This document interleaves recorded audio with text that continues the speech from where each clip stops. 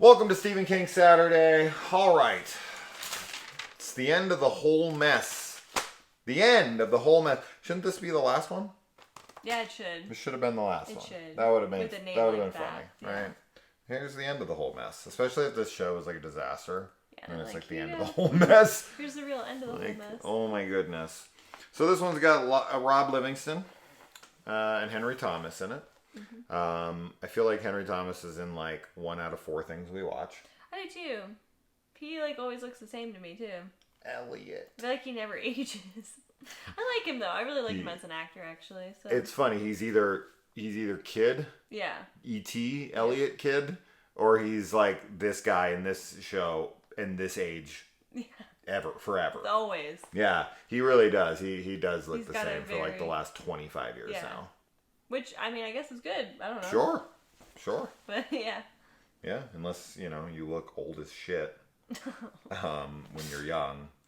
But as long as you're saying... I don't know, but I don't know how old he is in this, but I can tell you young. he looks like he's probably in his 40s in this, and he's probably like in his early 30s or late 20s. So I think it is a bad thing because...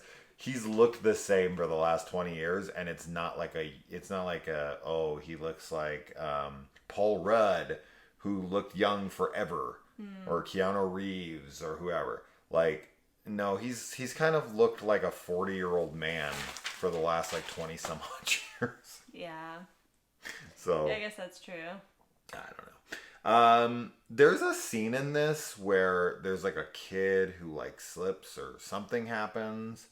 And it plays like this really goofy, like kids movie music as it happens. And this, of course, will always remind me of adding that like clown music to the cops in Halloween 5, where I'm just like, what is this choice?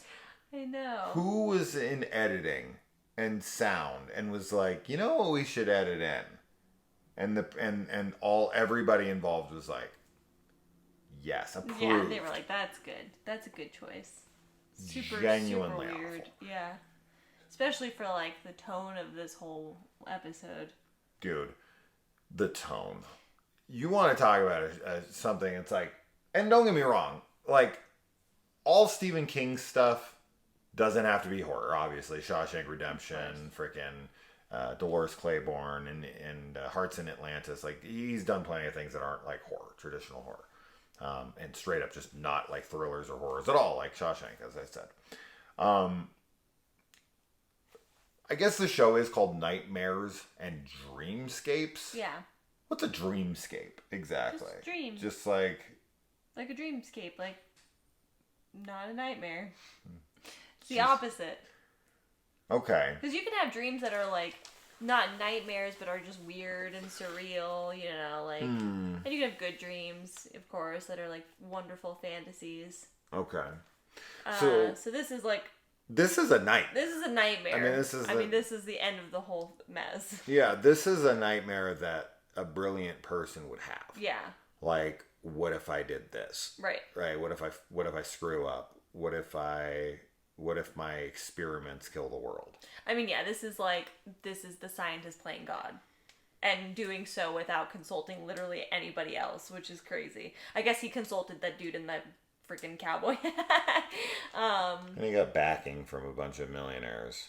So they were easily talked into it. I mean, yeah, his brother helped with that. But, I mean, that's why we have, like, the scientific community, to be able to, like, put this kind of thing in check. Because even, no matter how brilliant you are, like, you always need other people to, like, bounce your ideas off of and make sure that there's not going to be any consequences. And I think that, especially in this, like, he knew that there were consequences, too.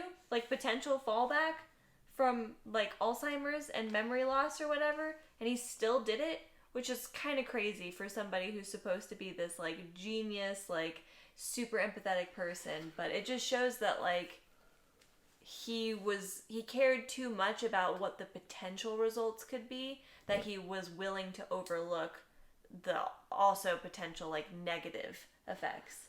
He wasn't willing to overlook them. He outright says in this episode that the risk is worth the reward. Yeah. Right? So it's straight up like, there's a chance this goes wrong. Mm-hmm. But to me, the world's doomed anyway. So we might as well roll the dice and have some promise, right? Because if I don't do this, there's no hope. And if I do this, we do have some hope, right? So there's like a 50-50 here. I think on his end of the spectrum, he's probably thinking there's a very small chance this goes wrong, because he says that, you know, once they figure out what's going wrong, his miscalculation was he didn't realize how fast this was going to compound, and that the compounding effect was something he could never have, you know, taken into full consideration and understood that was going to happen. Yeah. So that was his grave mistake. But he, outright says, like, he's like, is there, because the brother asks, like, are you sure that this is safe? And he's like, no, but we, you know, it's basically, it's imperative that we do it anyway, which is so unbelievably reckless. And this is why libertarians and, you know, alike that are like, no rules and regulations, get the government out of our business. When, when it's global, when it's something that when it can affect the whole world, then it matters. That's where rules and regulations have to come into play. And that is why government bodies exist in every country on planet Earth. Because there does need to be like people who are there to rein it in and be like, okay, we need to take into consideration everybody else besides this reckless person, right? And I'm not going to get too political about things on this, because I could make a ton of comparisons off the top of my head. But it's just in this instance, since we'll just stick to this specifically, if it was for that, right? Because people think that regulations hold back innovations, right? And you see what happens with something like the Titan that went down to the Titanic recently. Sure. This guy was like, you know, Mr. I don't want any regulations. I'm not going to listen to the community. Yeah. And they had like everyone who did this kind of exploration, from James Cameron to everybody, was like writing him letters, concerned, being like, dude, your stuff is going to fail. Yeah. And there's never been an implosion in the history of this, like, I wouldn't call it a sport, but activity or whatever you want to call it. And this guy was just like, nope, regulations ain't for me. And he got multiple key people killed because of it. Yeah. And it's like, this is why there's oversight. This is why you've got to have something to answer to. Because if you want to go out and kill yourself, fucking go for it. I am totally fine with someone going out and doing something super dangerous, like jumping out of a plane or whatever, and putting their own life in danger. That is your absolute right. Mm-hmm. But when you start putting other people's lives in danger just because you don't want there to be rules applied to you, you're a fucking asshole. Period. Yeah. And you need to be put in check. Like, there has to be checks and balances. There has to be some oversight to it. And of course, it's a fragile thing, and there's a balance to it. And I don't think there should be too much, right? And then you've got to try to strike that balance, and it's very complicated. But when it doesn't, right? When scientists are given like too much power over certain things, then you have Oppenheimer and, you know, Einstein, all these guys on the Manhattan Project making the atomic bomb. And then, we opened up Pandora's box with that one, and there's no putting it back in now. Yeah. And their excuse, of course, is like, well, someone's going to do it eventually, so we just got to do it before them and use it as a deterrent. Yeah. And it's like, oh, can we all just agree not to do it at all? No, of course not, because humans are stupid. And this is what he's trying to rid from people, is this desire to be aggressive. And he thinks it's something in the water, and then he finds out that it really is. Yeah. I was like, I don't know what I was gonna try and say something, and then I lost it. Oh, I'm sorry. Well, one of the things I know I was gonna say is that I think that this episode, like the dialogue, is the most Stephen King sounding of all of them. I don't know if it was like the way the actors were just reading their performing, but I felt like it just sounded very, very Stephen King. Like everything that they would say to each other, I'm like, oh my god, it's straight out. Which, of course, makes sense. But it was just funny because I do think that it came across a little kind of hokey maybe because of it. Like I really love Stephen King's writing, and I actually do really like the way he writes dialogue, but like it doesn't translate very well to film. It sounds better when I read it in my head versus when I hear somebody saying it. And so that was one note that I had for this episode. Yeah. And that's pretty typical with like more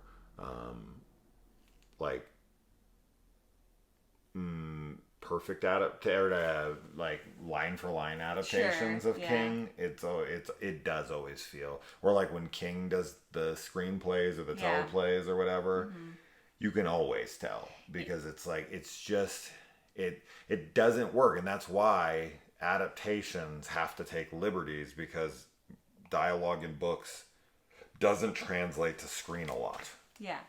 Yeah, I mean, he has a really like romanticized way of like writing the world. It's the King version of things, so it's not always like true to life. But I still liked the episode, even though it was a bit like melodramatic at times. It's a super depressing episode. But it was it was a huge downer. Like in the end, I'm just like, wow. I mean, they get like 2 or 3 years of like peace and happiness before everybody starts to just like deteriorate mentally. Yeah. When the reporter is like talking about like this virus that's like there's just people behind her that are like, and then she starts to go. I'm like, what? And terrible. It is really shitty that they're like we avoided like rainwater and we drank only bottled water, and like they were like doing all these like things. I'm like, did they tell people that that's like what they needed to do? Like they could have at least like warned and been like, it's in the water, like we've got to like try and like hide from it and Speaking purify. of the bay. Yeah, right. But I don't know that they did that. I think it's just like they kind of kept it to themselves, and maybe they were trying to find a cure and all that. But man, it's just like, yeah, you kill the whole world. Well, luckily for them, they cured anger and hostility. Yes. Because they would have been lynched. Yes. They would have been freaking quartered in the streets by a violent mob. Yes. But everyone who was being killed was docile about it because that's what was done to them. Which is like, I mean, obviously the sentiment, like wanting people to get along and wanting people to like cohabitate and all that, that's the goal. But like violence and like anger, like those emotions do serve a purpose, that are like necessary, and I don't think they should be like totally eliminated. I just think that people need to be able to control themselves more. Maybe violence like now doesn't really serve a purpose, but at the same time, like if you're being attacked by somebody, you have to like enact violence to protect yourself.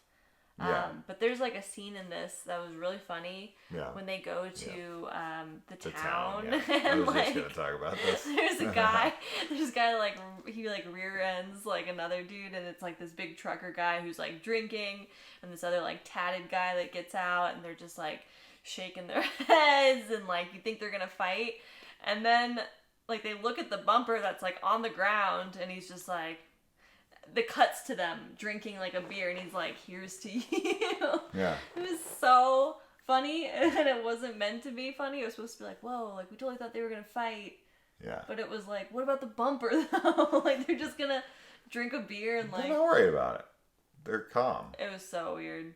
I think it was mostly just funny because like the extras, like the actors in that, like I don't know that guy was supposed to be heard saying like here's to you, because he was supposed to just be like I'm talking, like we're saying things, and I feel like his lines were like partly heard, and they just were like nobody talks like that. Like I guess the water really did make you like have mental problems. I think it more than anything it makes you reckless because like, he's like, oh, there's no one getting mad at each other. Like, the violence level's down. Yeah, but there's people that are drinking and driving and then encouraging after an accident for them to continue to keep drinking together. Like, here, I'm drunk. Why don't you get drunk too?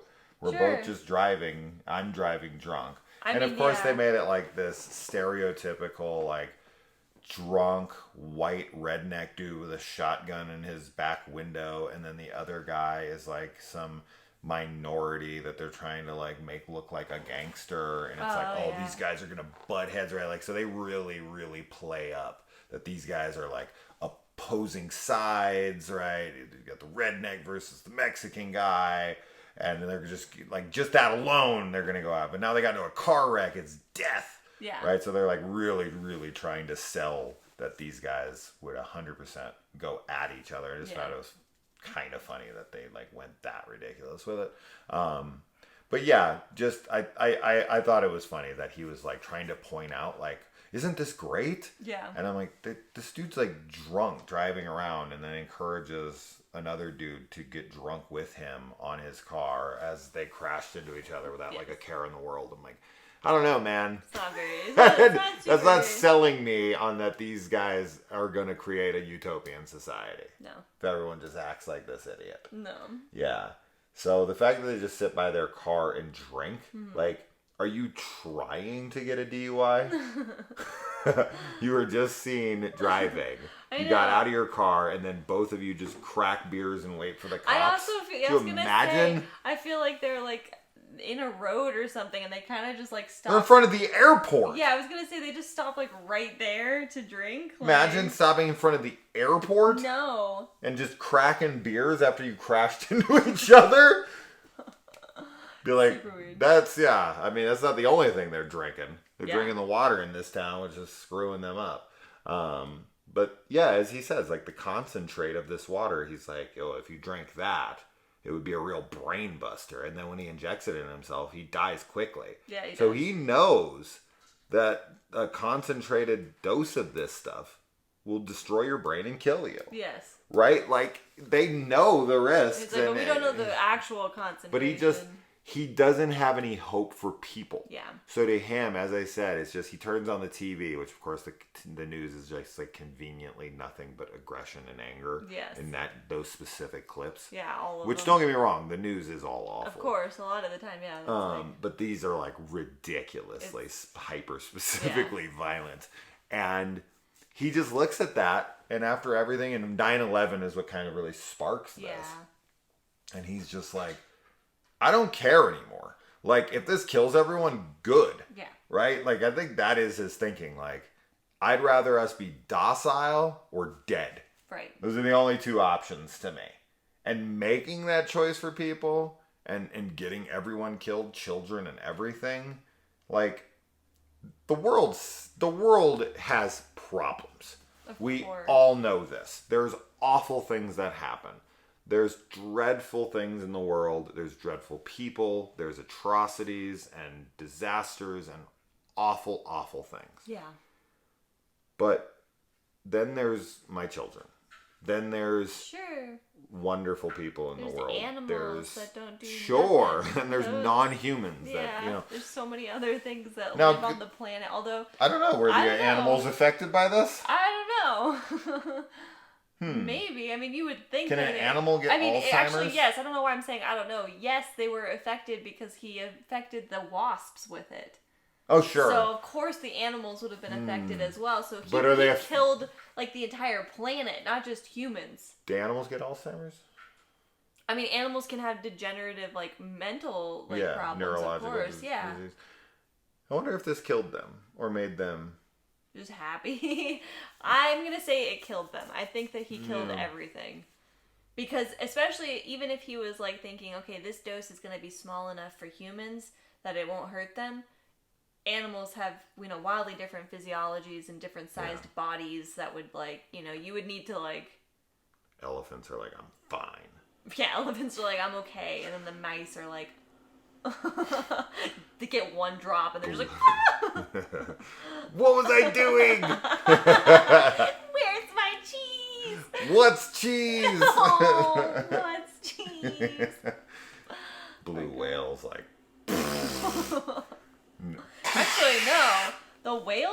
in the ocean, they're like, all like, oh, I can't escape it. This is how it swims. I can't escape it. What's plankton? All right, that's that. Super depressing episode. Yeah. Literally the whole. I mean, what's more horror than the whole world dying? Yeah. Like a dude takes a chainsaw to like 3 people and it's a horror movie. Person kills the planet and it's a drama. I know. Like what? Yeah. Yep. I don't know. So there you go. They say, yeah. Yeah, I don't got really much else to say. It's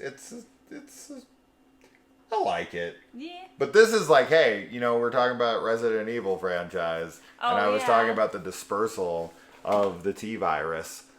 If you dropped it in a volcano, it would kill the T-virus, the antivirus or whatever. So that wouldn't work. But at least in this, they like had an idea of like how to cover the globe in it.